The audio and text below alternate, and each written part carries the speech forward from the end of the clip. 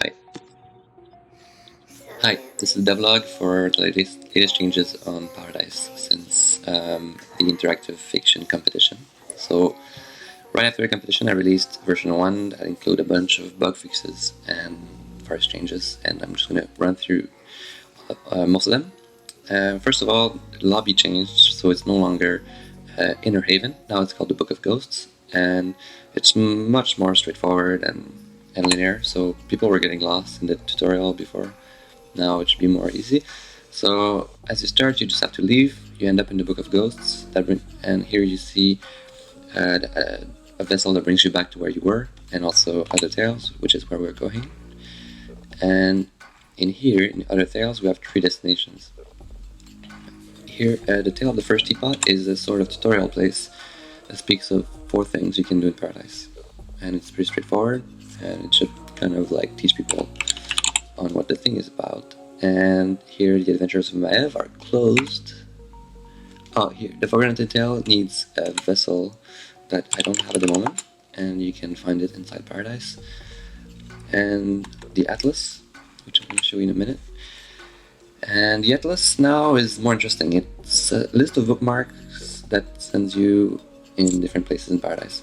So all these places were created by other users, and the Gravefields is a location that I created that has a couple of pretty unique vessels. So first of all, the Mausoleum is a sort of like the top players in Paradise who created most things and that played the most.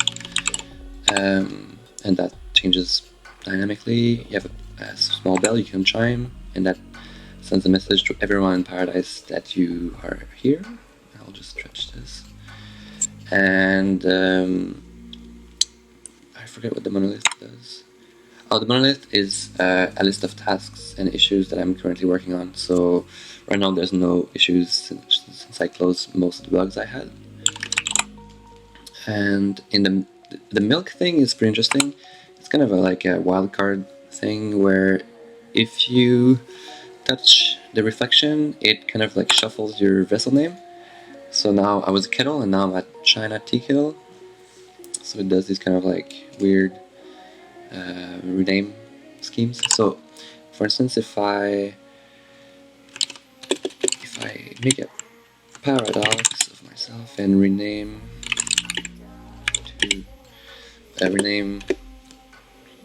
Mars, and I head back there.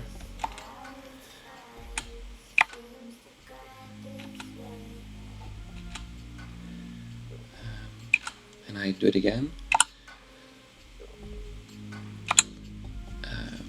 A grass-backed hatch mouse. So yeah, it gives me a different name based on what people created in Paradise.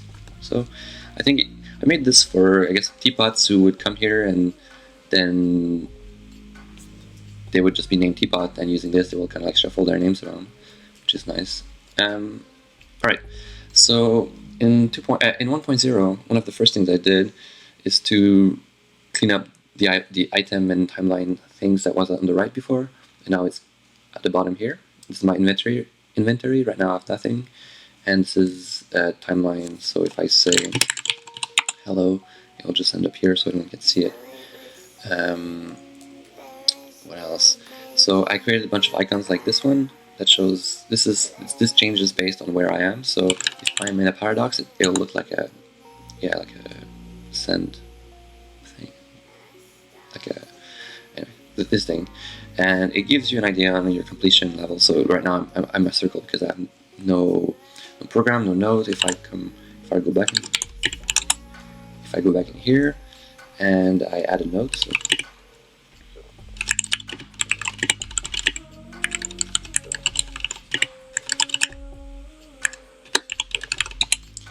So now I added a node. Oh, I'm a paradox. So this is the paradox icon. But if I create and then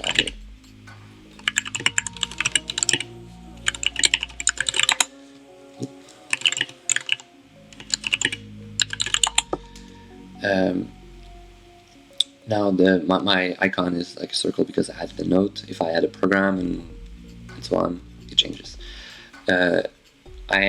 one of the also nice things I added is the new paint system. So if I paint it red, as it's saying, it fades into the color I painted it, and that also adds on to the completion of the vessel. This kind of shade of paint is a bit hard to see, so this should be a bit better. So what else? I also made it so now we have like a sort of completion level index that shows me that this location, small house, is not instantiated, but it has a node. So for instance, if I were to remove the node, it will go back to 0%. So now it needs to be it needs to have more details. So I'm just gonna give it a node back. So cozy. It's not instantiated, and this will add it to its completion, and it's unlocked. If I lock it, then this vessel is complete. Also added, so if you want to create more things, you'll see it will add it here. But if I were to create something that was part of the node, then the node would change. So for instance,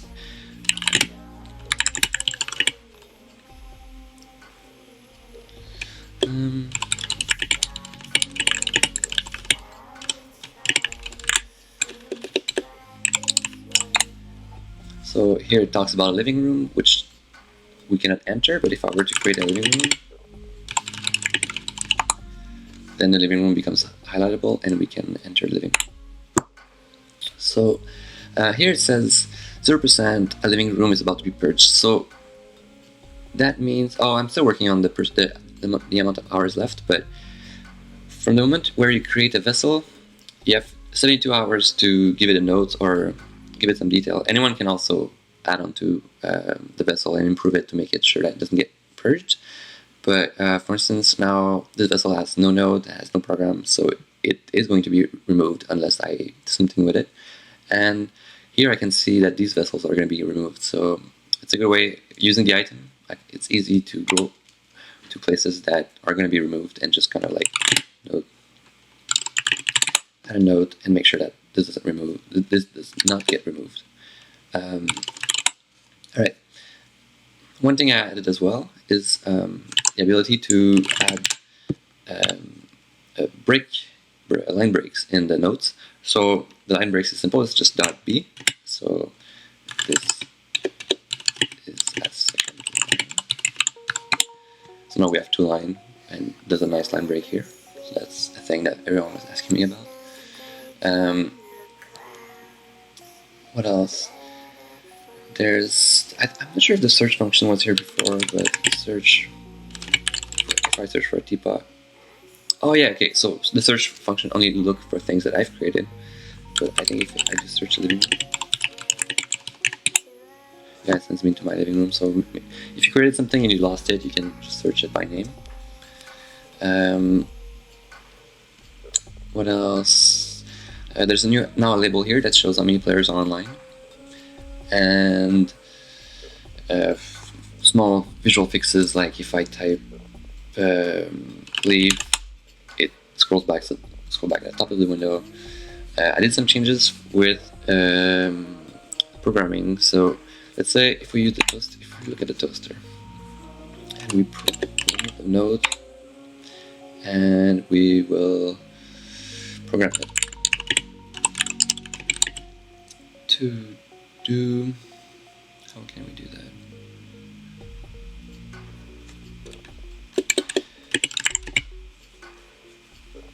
If I do, yeah, this is complicated stuff, but let's say if my node is hello world, and then I create a program that does programs say, and I use right now we have a new wildcard system that lets me access vessel data and stuff like that, and I'll just show you one that's fairly new that I'm still trying to wrap my head around, and a remote node like this. So what that does is if I go back in the Smile House,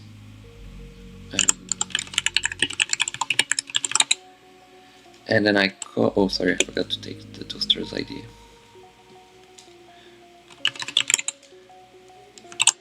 Okay, so this is toaster ID 4059, and then I go somewhere else,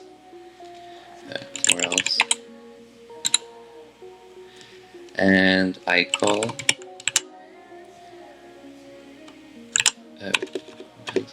so if I call, it will have me say hello world.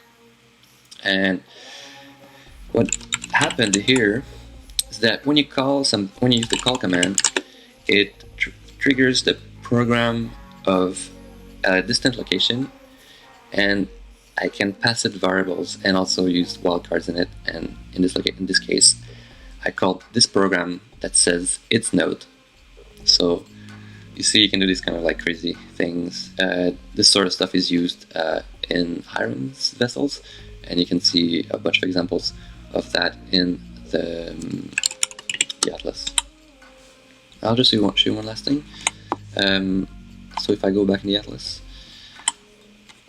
yeah. So here in the steeping, I think there's a bunch of places here that has good uses of the call commands.